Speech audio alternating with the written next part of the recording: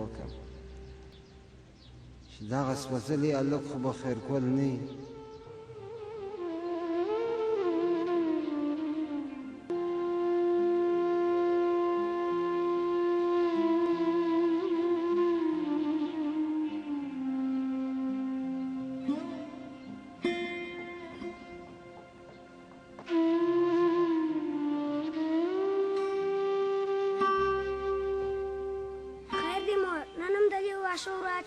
زه به په کوڅه کې د هلکانو سره بازۍ وکړم. نن هم د مېلې ورځ ده.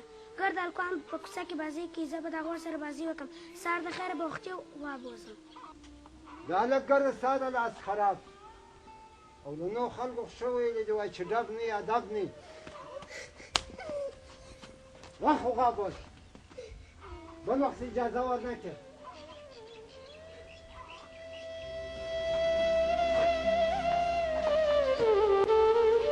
سړی په خیر رانیه وا خیر په نصیب.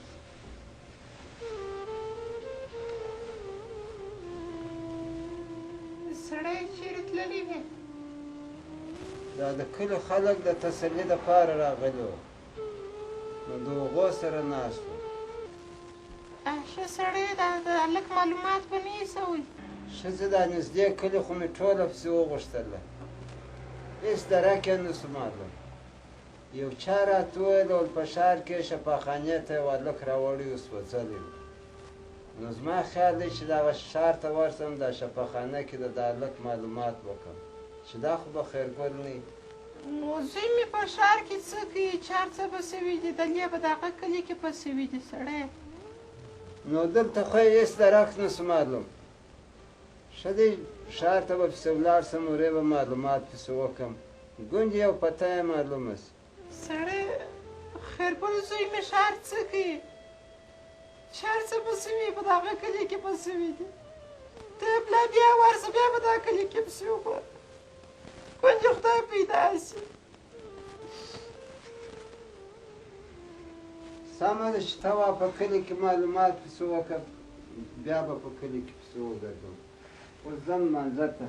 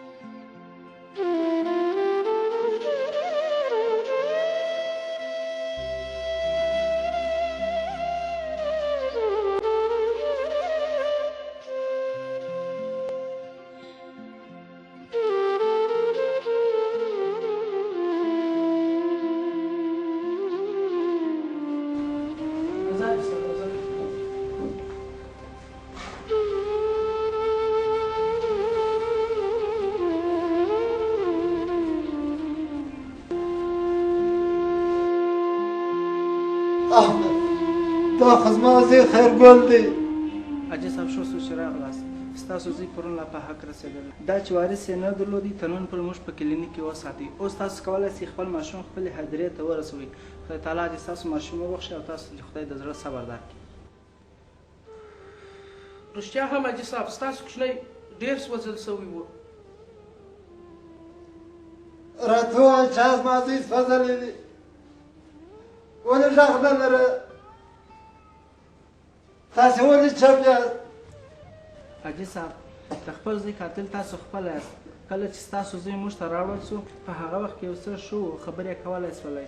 موږ ورڅخه د سوځلو علت وپوښتل. هغه راته ویل غوا مې د مړېدو دپاره د باندې راویستې وه خو هغه را چا څخه غلا کړله. بله چاره نه وه د پلار د ویرې مې ځان ته اور واچوئ تر څو د پلار د غوسې څخه د تل لپاره خلاص وم. ښه زما زوی زما د پیرې ځان سوځلی زه د خپل زوی قاتل یم.